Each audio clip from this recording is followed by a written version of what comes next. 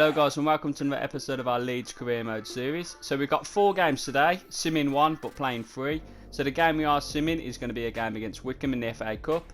And then we get on to 3 Premier League games, kicking off with a game against Brighton, then playing Wolves and then finishing off with a game against Watford. So the Wycombe game, I'm not too fussed about, which is why I'm simulating it. Obviously I wouldn't mind the cup run, but the league is the most important thing. Getting a top half finish at least. If we can try and get a Europa spot, that'd be great. But we've got to concentrate now on, we know we're not going to get relegated, so now it's going to be for next season. Obviously try and bring about 3-4 top class players in, and obviously we can push on then and try and get a European spot at least for next season. Well, in next season with the players we do bring in. So we are going to get straight into this Wycombe game and we are going to simulate it like I said. So FA Cup game against Wycombe, I'm just going to get straight into it, simulating. We've got some good players starting, it's pretty much our strongest team except for a couple of players, and we get a 2-0 win. With goals coming from Phillips, and Majorca come off the bench and grab the goal himself. We've had an offer from Torino for Prado, 11.2 million, and his value is 12.5, and I'm not being funny. He's not on the transfer market.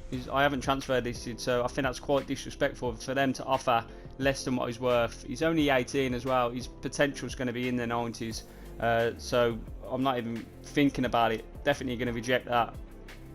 So while we are on the subject of transfers, I am going to try and get some pre-contracts in for next season. I've narrowed it down to these 3 at the moment. I've still got the scouts looking for players in their final years and see if we can get any in for next season. But at the moment these 3 have come back and I think I am going to go for it. So we are going to try and strengthen in our defensive areas.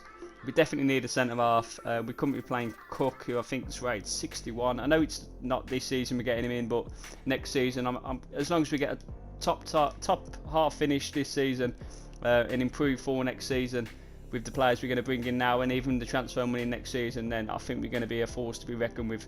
So Bertrand, left back, is going to be a great backup for Kakasi. I have seen Strasbourg. I've gone in for him, so we're going to have to try and snap him up quick. Mangala, obviously a decent centre half from Man City. Obviously in the game he's currently with Valencia. I'm not too sure where he is in real life. Is he still at Man City? I'm not too sure. I'm not clued up on that one, I apologise, but he is 29, but 77 rated centre half. He's going to be a great backup. We've currently got Ayala, our best backup centre half, so if you can get Mangala in and Rob Holding, that'd be great backup. And obviously Rob Holding, like I've just spoke about at the bottom there, he's only 25, so it would be a great signing. So first I'm going to go for Bertrand. Obviously Strasbourg are in for him, so we need to try and snap him up quick. So it's just coming to the end bit now. The squad role is going to be important. Contract length 3 years. Release clause there isn't any. So I'm going to offer 40k in wage and 80 signing on bonus. Hopefully he does accept it. It still leaves us 143,000 in the wage. And they accept it, so very happy to get Bertrand in for next season. So good signing. I've just tried to go in for Rob Holding as well. I'll show you now when I go to approach to sign. It says I've got to wait until he comes back on well, from his loan. So disappointing. I thought you'd still be able to get him. I'm sure that can happen in obviously real life when you can snap someone up even if they are out on loan somewhere. I might be wrong, but I thought that. So it looks like Mangala we've got to go for. So everything's just coming to the end now. Important squad role. Contract length is 3 years. No release clause. He wants 26,500 wage with 280 signing on bonus. So it's a big chunk signing on bonus. But by the looks of it, it's hardly took anything from our wage budget if you can see at the top left. So I am going to submit offer. Hopefully they do accept. And I tell you what, if we get him, it'll be a great signing. And they want a bit more. It's only 29,000. So I'm going to counter just so we can have a bit more for other signings. We're going to go 27 and hopefully he does accept. And he does. So great signing. He's a beast of a centre half as well. So the first game we're going to play is against Brighton. It's our strongest lineup. As you can see, centre mid now, Prado is up to 79. So Phillips and Prado, both 79 centre mid. So I'm very happy with them too. I'm happy with our back 4 as well. Obviously, we've just made them 2 signings.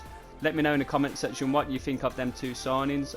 I am still looking, like I said, we've still got like 140,000 in the wage. So we could even get about 3-4 top quality players in for next season. But see, I'm very happy with the team. I don't really want to take anyone out, but for the benefit of the team, it has to be done, doesn't it? But this is how we line up, and look at the size difference between Kent and Dan Burn. Dan Burn's like 6'5", and he's something like that, ridiculous. But yeah, very important we do start off with a win against Brighton in our first game.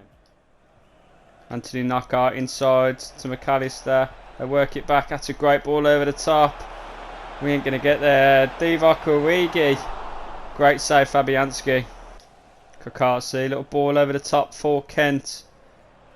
He's going to struggle to beat his man here, but he does. Little turn. Oh, he gets lucky. Little dink in. Oh, the header's poor. So I've only chance of the half. Kakasi finds Lee. Greenwood, good turn, mate. Greenwood, can he get the shot away? Oh, he can. It's just too much power in the effort. Poor from Mason. Very poor. Usually he finishes them kind of goals. McAllister. Oh, they work it to Origi. He gives it back to McAllister. Oh my God. Brighton have gone 1-0 up. 77 minutes on the clock. Absolute shocking defending by ourselves. To be fair, we've struggled to break them down. Oh, look at that. Beautiful passage. Origi. He's got eyes in the back of his head, mate.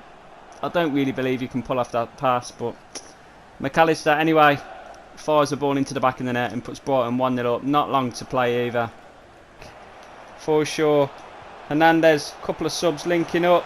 Oh, referee. Referee. Are you having a laugh? Right, it's the famous replay time. Did he win the ball? It looks like he's going to, yeah. We go slow into the... Oh, did he? I think he did. We're going to look from this angle a bit more. I think Doku... Yeah, we won the ball. Fair play to him. Good tackle. Montoya, we've got to get the ball back now to stand any chance of getting an equaliser. But I don't really want to commit because they're going to rip us apart. Fabianski has to push it wide. 2 minutes of added time. Oh, we couldn't clear.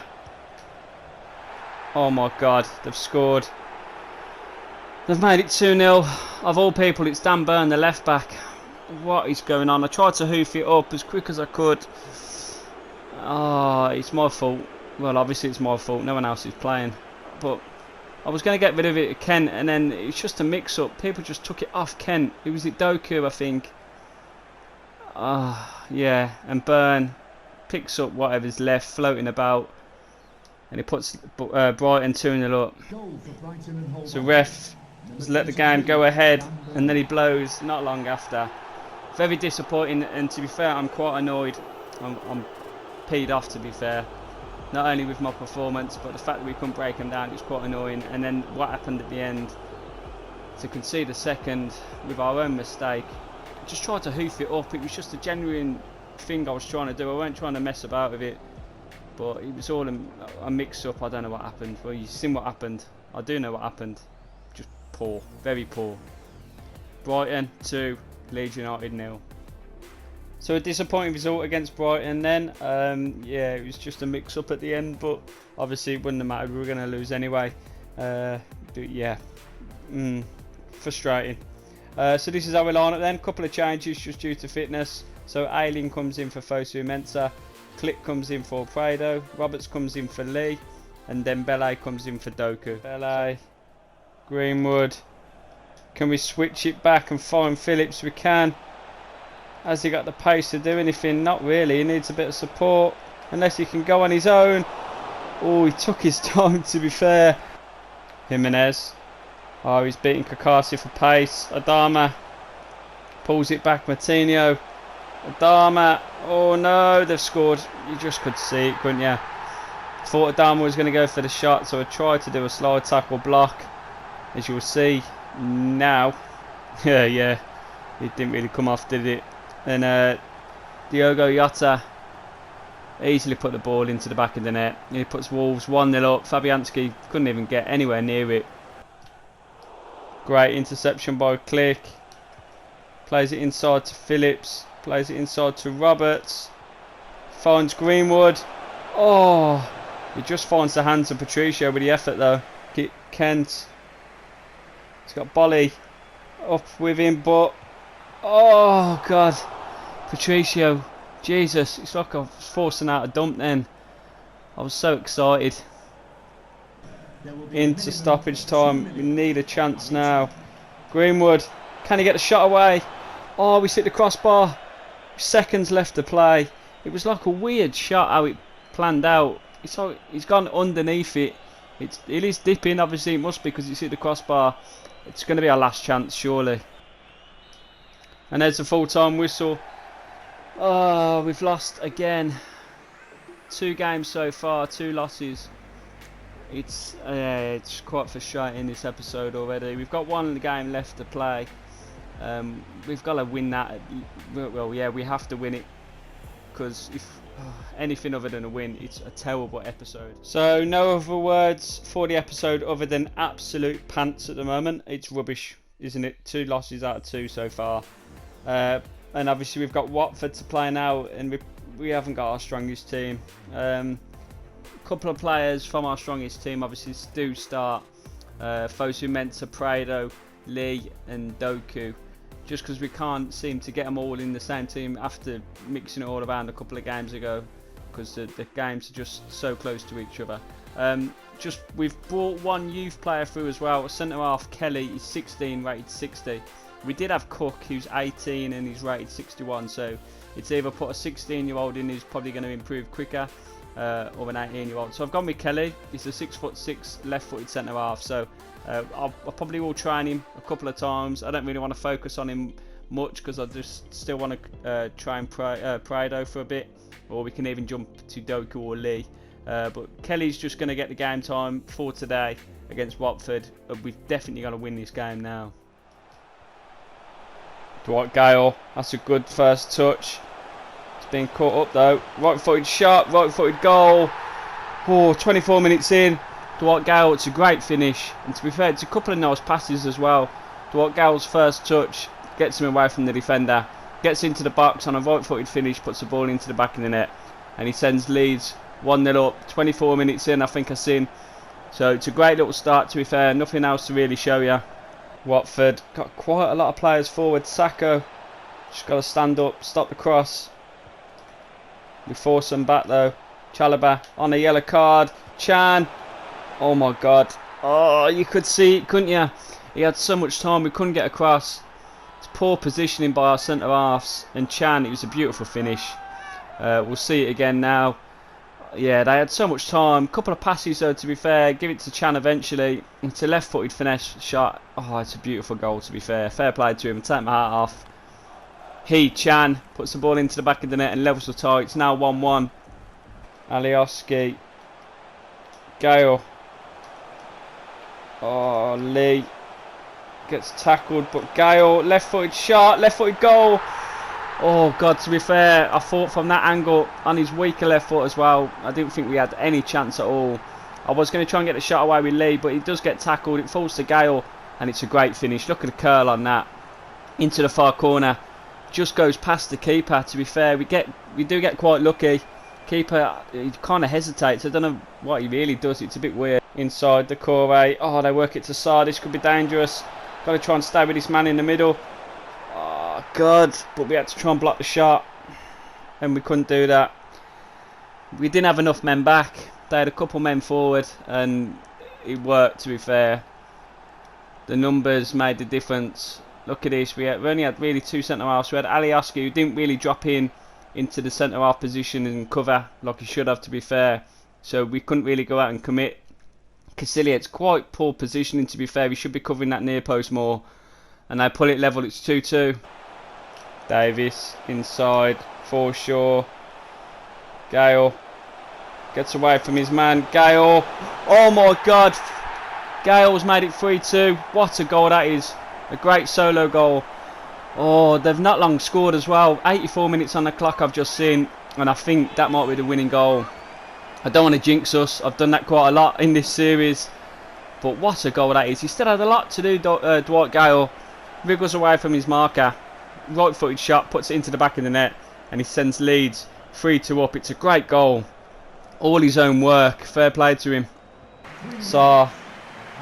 We've just got to hold out now. Everyone get back. Come on, get back. Oh, it's going to be a free kick. And Wes Harding picks up a yellow card for his troubles. So it's a free kick for Watford. We've just got to clear, but thankfully it was a poor free kick. And there's the full-time whistle.